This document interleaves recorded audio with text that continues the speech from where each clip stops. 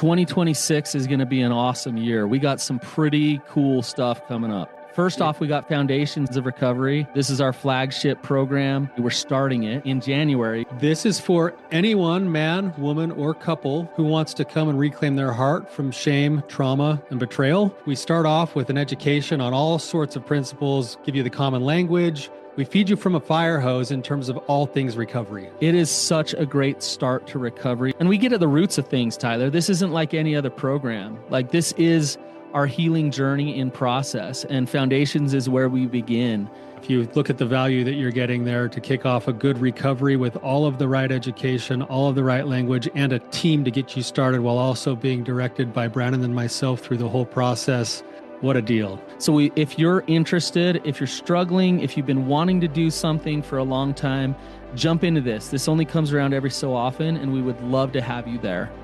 Click the link in the description to sign up for it. And to make it even sweeter, we're also including a raffle for a free pass to the Radiant Dawn retreat. Anyone who signs up for Foundations will be added to the raffle for that free Radiant Dawn pass. If you're a man and you sign up for Foundations, your name still gets entered, and you can give that pass away if you win it to any woman that you want to. So what you're saying, Tyler, is if you sign up and participate in Foundations, you could possibly go to Radiant Dawn for free? That's exactly what I'm saying, which is crazy because Foundations by itself is already an insane value. Man, I sound so salesy. But it actually is awesome. So come to Foundations. And even if you don't come to Foundations, sign up for Radiant Dawn. It's beyond therapy, the best healing experiences that you can have. Click the link below and come join us. What are some seemingly good beliefs that actually harm your recovery? Welcome to the Real Talk Recovery Podcast with the Therapy Brothers. We're brothers, we're therapists, and we know recovery. Bring your stories, your questions, your successes with real recovery.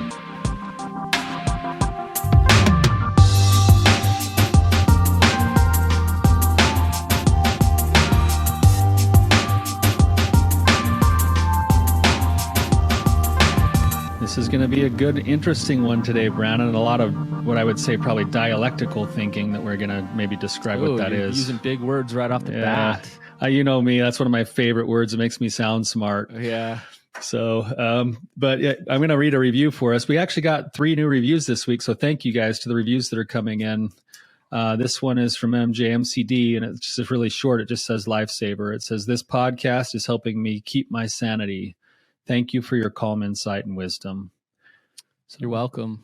And thank you for the review. Yeah, I really appreciate it. Well, Tyler, should we dive right in? I think yeah, let's do it. We could take one of these and turn it into an episode. So we'll see how far we get. Yeah, we'll try to get as many as we can. This will actually be good because we've had a bunch of other questions come through that we never quite get to answer. So this might be kind of like a rapid fire where we briefly answer 3 or 4 types of questions inside this one episode instead of just breaking down one question, which might have some benefit to it. Yeah. But before we start, I think we should speak to that some of these things are kind of confusing. And when you're stuck in some real black and white thinking, it's hard to see through that and to sit in some of the gray that we're going to talk about here. And before you just jump to, oh, I disagree with that, try to sit in what we're saying when we explain the principles behind the answers to some of these questions that we're going to pose. Because I see it all the time, Tyler, when I run groups or I meet with clients, and there's a principle of truth that I know that they need to move forward in their recovery, and they're feeling stuck. And in trying to explain that principle of truth, so many other kind of agreements and shoulds and beliefs are in the way that they can't quite get there to accept and understand this truth that is so important to move forward. And we're just going to try to speak to some of these things and to break them down a little bit so that you can understand them and you can understand how important they are in moving forward in recovery. This is where that talk about dialectics comes in, Brandon, where whatever we're going to talk about today doesn't necessarily mean we're discounting whatever might be on the other side of it. It means that there might be truth on both sides of it. Yeah. Right. So the goal is to find the truth in both sides of it. So whatever we say is going to have some truth in it. And there's going to be this instant pushback because it's not common. It's not the common way of thinking in recovery. And there's also some truth on that side of it too. But we're trying to figure out how to glean more truth so that, recovery is a messy process. It's not black and white. And in fact, people who live in that black and white thinking often really struggle in recovery because they're trying to make things black and white that just aren't black and white a lot of the time. Yeah. And so you call it dialectic. And I think so. Actually, I'll give you the honor because you love this so much to explain what a dialectic is. You've done it many times, but quickly, what is a dialectic, Tyler? Just so you can get it out of the way. Yes, exactly. Like you're like, okay, Tyler, like knock it off. Like let's get back to where I want to go with the episode. So a dialectic is basically this idea that there are two things that seem to be in opposition to one another, and you feel like you have to choose a side on either one, when in reality, the dialectic is finding the kernel of truth in both sides and seeing how to synthesize those things or fuse those things together. So It's finding the kernel of truth in what seem to be opposing ideas. That's a dialectic. So I mean, I use the word paradox a lot, and when something's paradoxical, I think a dialectic and a paradox are different, but they oftentimes feel the same. So a paradox is when something is true or works a certain way, but it feels like it shouldn't. It's like backwards. Yes. And it doesn't feel right, but somehow it works. Yeah. It's like when you have freezing cold hands in the wintertime and your fingers start to ache when you come inside, and you put your fingers in cold water instead of hot water to help warm yourself up and suffer less. Yeah, that's a paradox. Because if you put it in hot water, it would hurt so bad. Right. Yeah, that's a great example of a paradox. And I could give a few more, but that's what a paradox is. And so I think when you're holding a dialectic, it can oftentimes feel like a paradoxical thing because it seems like it shouldn't work this way, but somehow in some way it does. Yes. So Tyler, let's get into some of these because I think understanding these are critical for moving forward in recovery, both for the betrayed, both for the person struggling with addiction. Right. You were telling me about one right before we started the episode. Why don't we start there? Okay. Yeah, I have a few of them. But I was running a group a couple weeks ago, and I was talking about positive regard and having positive regard for your partner. Whether it's your ex-partner or your current partner, but still having positive regard. And I said something like this. I said, it will bless your life if you, instead of believing that they're a monster and that they're horrible and they're awful, that you believe that they are doing the best they can and have always done the best they can with what they've got. Right. And it ruffled some feathers in the group, especially amongst the betrayed partners, who said that they weren't doing the best they could. They were failing. They were failing me as a spouse, as a husband. They were failing and they were hurting me. And I tried to explain this paradox of it's helpful to believe that they were doing the best that they could then. So untangle this one for me, Tyler. Any thoughts on this? Yeah, this is a hard one, Brandon. I think first and foremost, the thing where you're probably getting the pushback from is that when you say that, it sounds like you're letting the person who's done the damage off the hook. It sounds like in some ways, some people would say that you're actually like almost like blaming the person who's been betrayed for their own pain and suffering. And so which I'm not doing. No, but that's what it feels like. That's what it can feel like, I think. So that's probably what you're getting the pushback on, right? Yeah, I can imagine, a lot of betrayed partners when I say that, it's like, ugh, like I don't like when he says that. And And you're absolutely right, Tyler. The defenses to that kind of teaching positive regard come because it's like, well, it's not okay what was done to me. Don't justify it. Don't rationalize it. And there absolutely are consequences. And I think here's kind of the paradoxical nature of it is you can see the good in someone and still be boundaried, still hold firm to your truths, and there's still consequences in the things that they do. Yes. Right. Yes. The benefit to what you're saying, Brandon, and this is hard. This is really difficult place to get to because it takes a process to get there. But if I see my partner who's hurt me with positive regard, it allows me to suffer less. It allows me to have clearer thinking, and it still allows me to set the boundaries that I'm going to need to set to protect myself. So in no way am I diminishing the need to protect myself or set my boundaries. What I'm doing is I'm alleviating myself from an added layer of suffering because I'm living in this space of negativity on top of the fact that these things have already been done to me. Yes. But Tyler, what you just did is called out people who are stuck in anger. And I think when they're in that anger and then we have a conversation like this, it's kind of like, screw you guys. Yeah. Like, yeah, don't tell me to like think all these wonderful thoughts about my partner who has hurt me. I have a right to feel angry. Yes. And the fact of the matter is you do have a right to feel angry.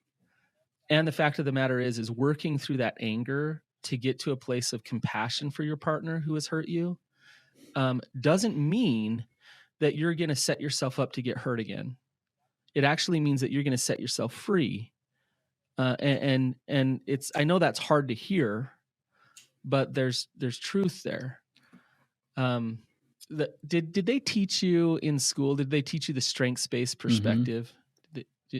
Where basically, as a therapist, they teach you that when your client comes in and let's say their life is a wreck and they're making horrible decisions and doing awful things, as a therapist, it's a good tool of practice, principle of practice, to find the good first, to see their humanity, to understand why they're doing what they're doing, not to condone what they're doing, not to tell them to keep going and doing that thing, but to start with that strengths-based perspective of seeing, wow, you're a survivor. You've found a way to do this or do that. Like there's some strength behind what you're doing somewhere. That's right. And if you look at it from the DBT model, which back to dialectics, is that the therapist is supposed to meet every client from this very first dialectic, which is every client that comes in the door is doing the best they can with what they have to work with, and they need to do better. And the therapist has to meet that client with acceptance first of where they're at, unconditional positive regard, understanding that they're doing their best. And in doing so, you build trust so that you can push for change. Right. But I think it's easy to do as a therapist, and as a betrayed partner, it's 100 times harder. Yeah. Right. So, but yet the principle is still true. You know, we kind of broke down Will Smith a few weeks ago on our podcast, and I maybe want to just throw a shout out to Will Smith for a different video that he's done on the internet where he talks about, you know, fault versus responsibility, and he talks about when we've been hurt by somebody, we can't control that. We want them to suffer, we want them to feel pain, we want justice served. But at the end of the day, the pathway to freedom is to accept our responsibility, that even though we can't control what was done to us, we do have control over our response. And our response can either lead to greater, deeper suffering and pain, or it can lead us to freedom. But we have that control already built into us.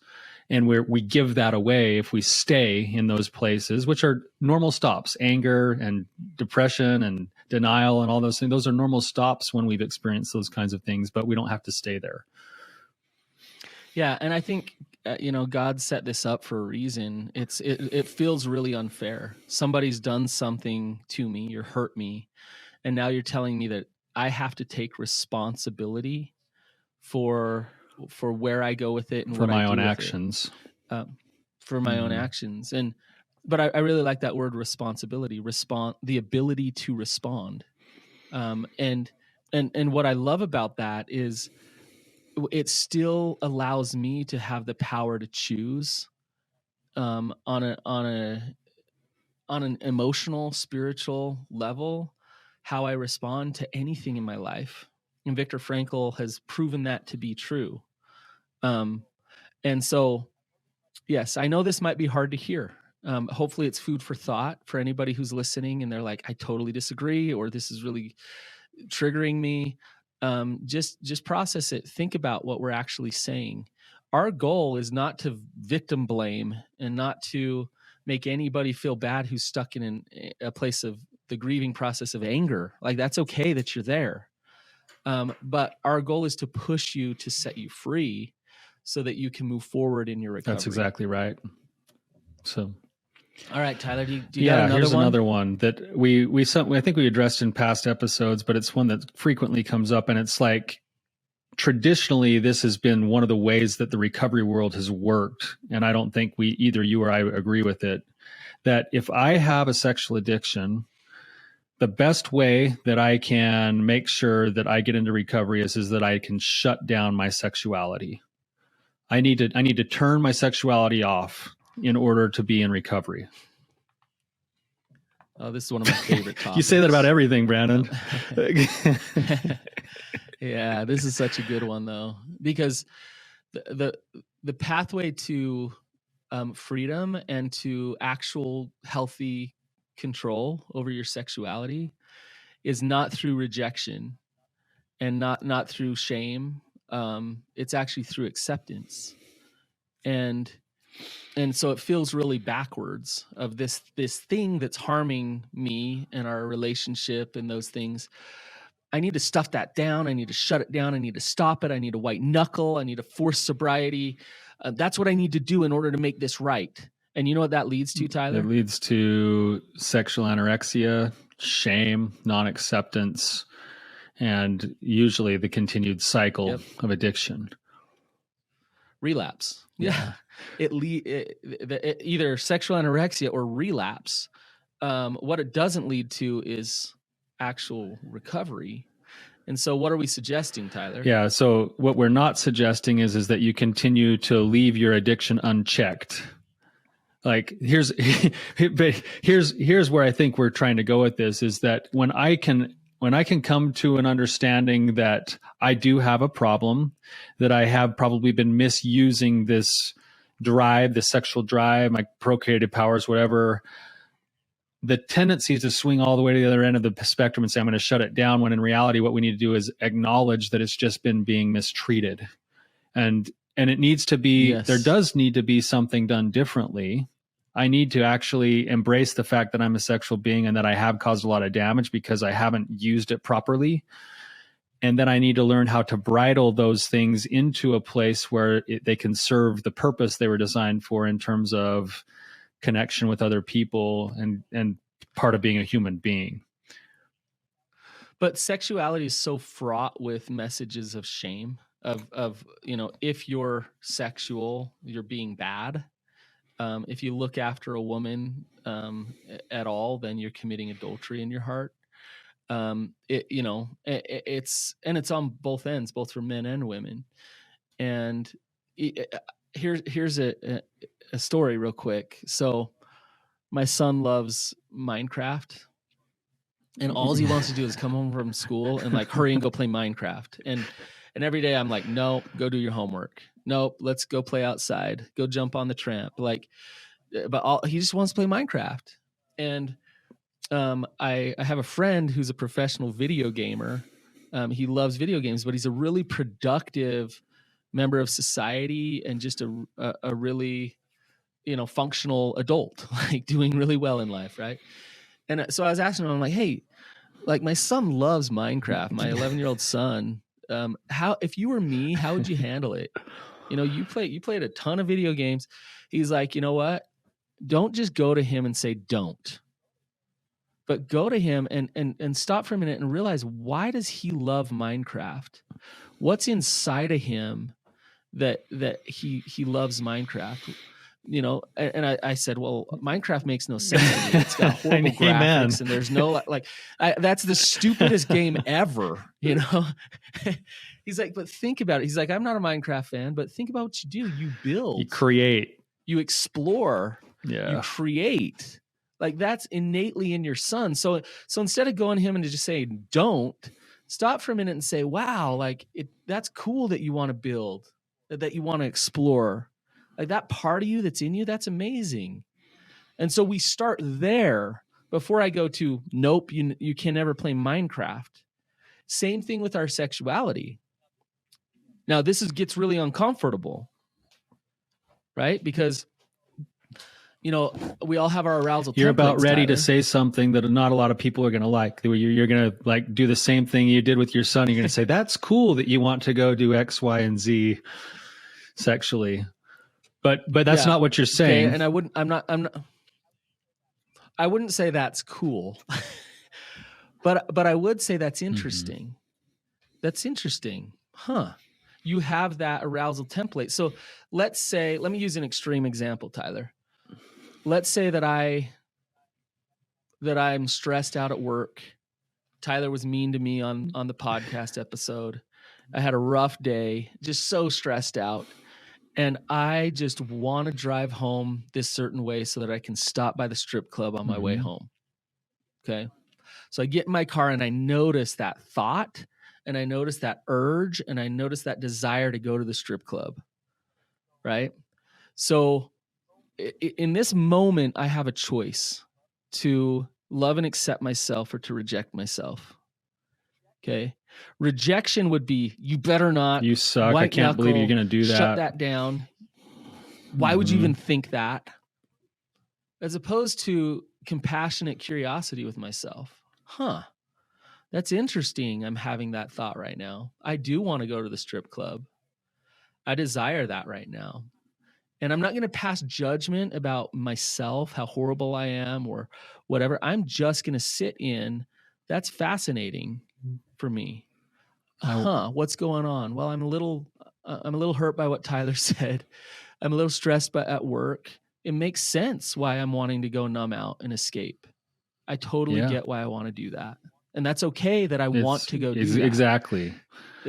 It's okay to acknowledge that I have those thoughts, that I have those feelings, that I have those drives, that I even understand what I'd be pursuing. Like what you're doing is you're walking down the pathway of awareness and mindfulness to say, oh yeah, I'm stressed and anxious. And this is a way that I've numbed out in the past. That's why that part of me is so like amped up and tuned on right now. Right. It also doesn't mean you end up at the strip club. It actually is going to help me not end up at the strip club. When I'm that, I might say, wow, I noticed it's there. That's interesting. I'm going to call my buddy from my group. I'm going to use this tool because I know that it's there. I'm sitting in the fact that it's there. You can't be that curious and aware, Tyler, if you're judging yourself and if you're rejecting yourself, because you're going to amp up parts of your brain that go into this fight or flight response, and they're amping up the juices to go act out. That's the tightening down, the white knuckling, that then ends up causing the response to continue to grow. Right.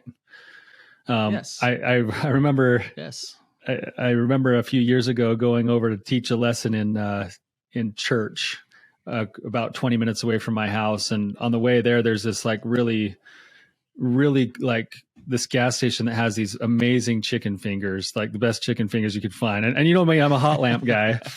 So like, you introduced me to those. So good. So proud of them. They're so good. So here I am. And for me, I'm fasting. It's a fast Sunday for us where we fast. And so I'm not eating, but I'm driving over to teach the porn lesson in church. And as I'm driving over there, I was just overcome with this like sexual urge, this trigger, like, oh man, like I want to act out so bad right now. And I stopped myself and I said, what's going on right now?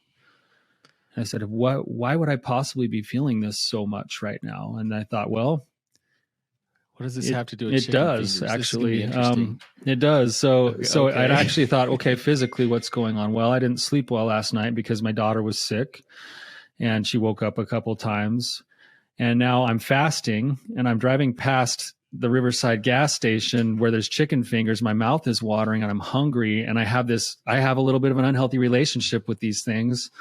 And I'm going to teach the porn lesson in church. And if you ever done that, Brandon, which you have, it's like they introduce you and half the people look directly at the floor and the other half of the people are like, dang, what am I doing here? And they're like looking for the exits. And then you go, yeah, we're going to talk about porn today. And everybody in church is like, well, what's porn? Like, I don't know what porn is. Like, so now I'm feeling anxious. Yep. So all of a sudden I'm breaking this down inside myself and going, okay, I have this massive sexual urge right now, but it's not even sexual right now. It's anxiety. It's tiredness, and it's the food trigger from the hot lamp. And all those things together are culminating in this need for my body to want to cope right now. And as soon as I told myself that, I thought, well, the lesson will be done in an hour. That'll be over with. No more anxiety. On the way home, I'll stop by and grab some chicken fingers, and then I'll go home and take a nap, and everything will be fine. It's going to be just fine. And all of a sudden the sexual urge was like, just started to dissipate. Like, oh, I don't know if this is a good example. It's called a cross addiction, right? Yes. So I still probably need to figure out how to cope with my stress a little bit differently, right? But to your point, if I shut that down, or if I judge myself and be like, oh my gosh, Tyler, you're the biggest dirtbag. You're going to teach a lesson in church and you're having a sexual urge. Like, how dare you? How blasphemous, well, actually it just is what it is. It's just a feeling. It's a feeling that comes up from time to time, and I don't have to act on it, but I sure could learn from it. Right. Right. I've gone and taught those lessons. You got me thinking about teaching those lessons, and you know me, I like to kind of sit in the awkwardness and uncomfortableness. And and so one of the lessons I went into, and let me tell you a couple stories real quick. I went into a lesson. It was men, and I said, it was about 60 men, and I said, hey, anybody who's had a thought about wanting to have sex with one of the girls in church here, will you please raise your hand? Yeah, thanks. Way to go, Brandon. You got 0 hands to raise. No. So we had the one brave soul raise his hand.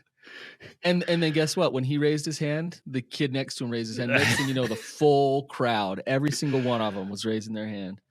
I went into I taught another lesson, and I said, most everybody in here actually really enjoys sex. It's something that we all really much enjoy and get a lot of pleasure from. I started my lesson like that in church, and I said, there's a couple pregnant women here, so somebody's having sex. And I was kind of being tongue in cheek, but I was making this point, like, look, we're going to talk about this because it's reality. And it's funny, I got this thing sent to me this morning, and it was this thing about BYU Idaho's anatomy class, and how they have these anatomy pictures of men and women, and they block out the private parts so that the college students can't see these they're not real pictures of people, but in college they're blocking out the penis and the vagina and the breasts, and and here's my point. When I go into church and I say these things, maybe a little irreverently, or when they block those things out, what am I fighting against, Tyler? You're fighting against sort of that like rigid, like shut down culture that we're talking about, where it's like you make it so taboo that the tabooness actually makes it less effective. Yeah. And it's that sexuality is bad, is that it's just bad. It's scary. It's something that we need to, very, very much fight against. And it causes problems for our clients. It really does, both for the women as much as the men. Like the women feeling guilt about their sexuality and accepting that and accepting pleasure and being okay with it. I could go on and on with this one, Tyler, but the pathway to freedom is through facing reality. And the reality is we all are sexual beings. We all have arousal template. We all are designed to be sexual. That's reality. So we got to start there and stop with this these programs that try to force somebody to not be sexual is actually shooting at this target that doesn't even exist and causing more shame and more problems that drive a sex addiction. Right.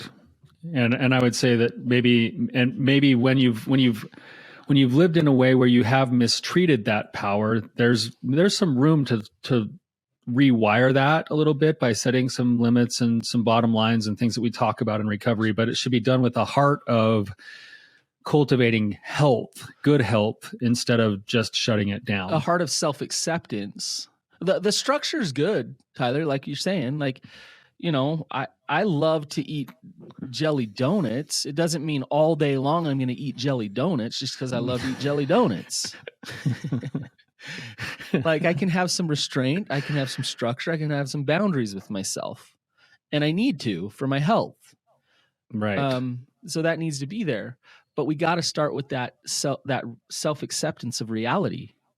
Yeah, that you wanting to have jelly donuts means you're going to have to come to some conclusions about what's healthy for you. Yeah, but there's no shame in loving a jelly donut, you know. This is a lot of fun. I'm enjoying this. Okay. I got some more. Do you have more? Do another one, Brandon. Let's do one more. Let's do another one. All right. So here's one for you. In order to rebuild trust in my relationship, I need, let's say I've betrayed my partner. I need to just be really, really, really nice and not cause any contention and not have any boundaries. I've seen therapists teach this, by the way. That's the way that I pay my penance, so to speak. Yeah. I've done all the damage in the relationship, so I have to purposely put myself in the one down position and just bend to the whim of anything that my partner would want to show how sorry I am and to show that I want to be a good person and that I still want to repair things. That somehow is a good and righteous thing to do to make it right. Right. What's the flaw in that?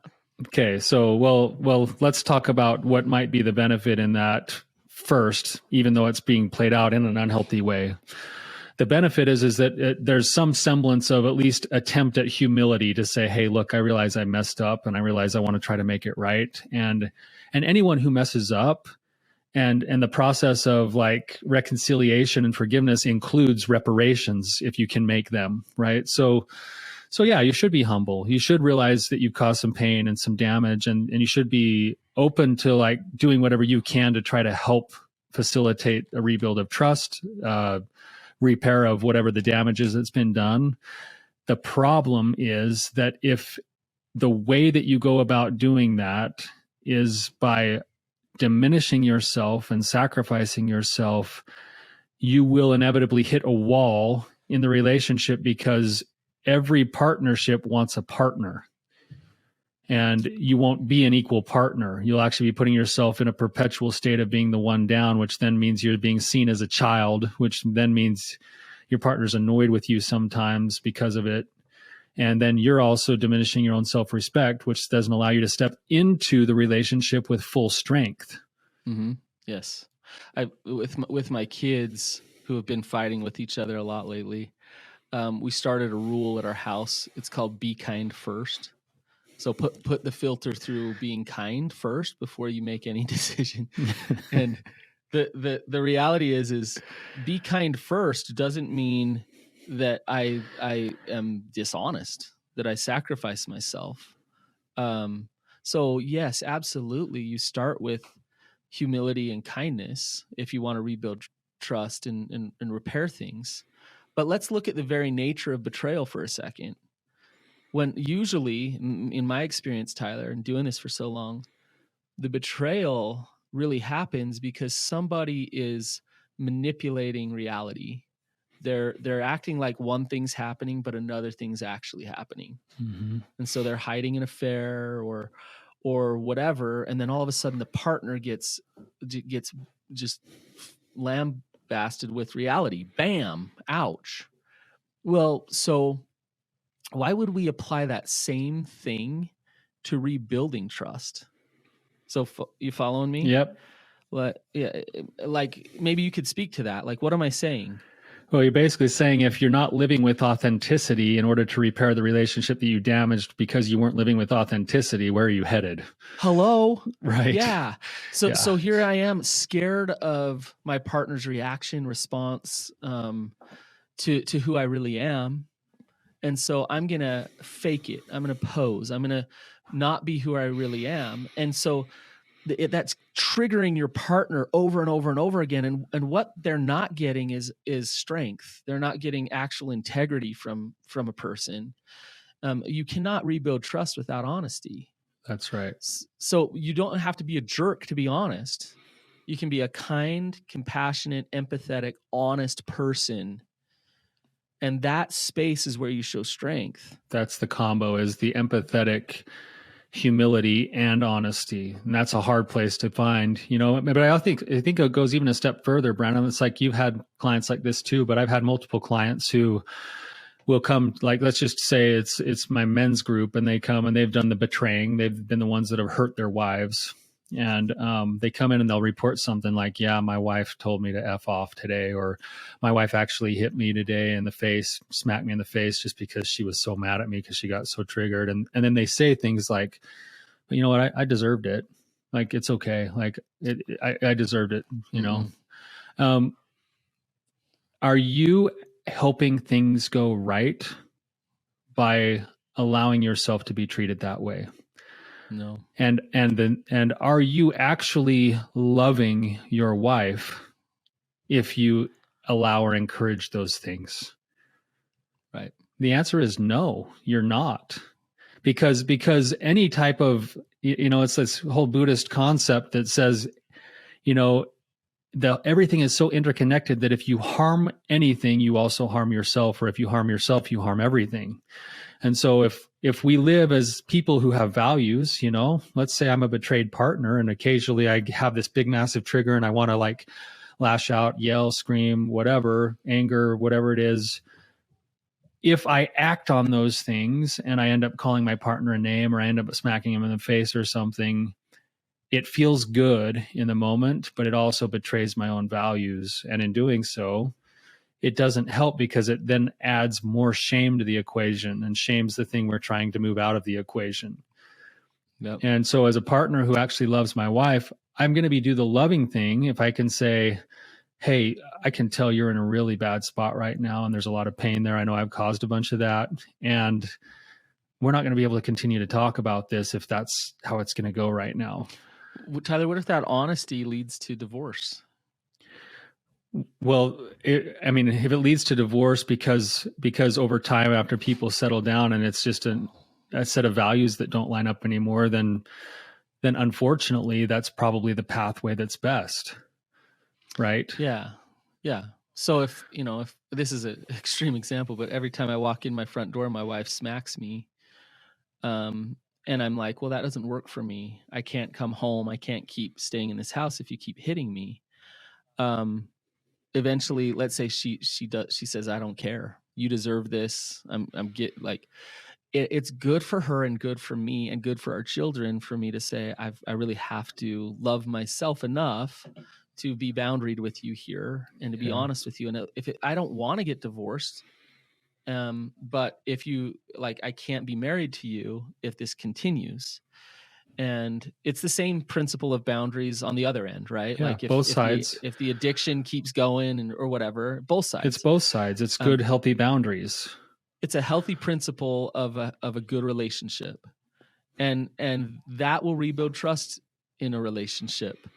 Not acting in your shame and weakness. And by the way, that person who does that, who is just really compliant and really nice and does their best at church and does their best in the home and shows their spouse all the time how wonderful they are, they're a manipulating liar. Unless they're really that wonderful. Yeah. But if they're doing it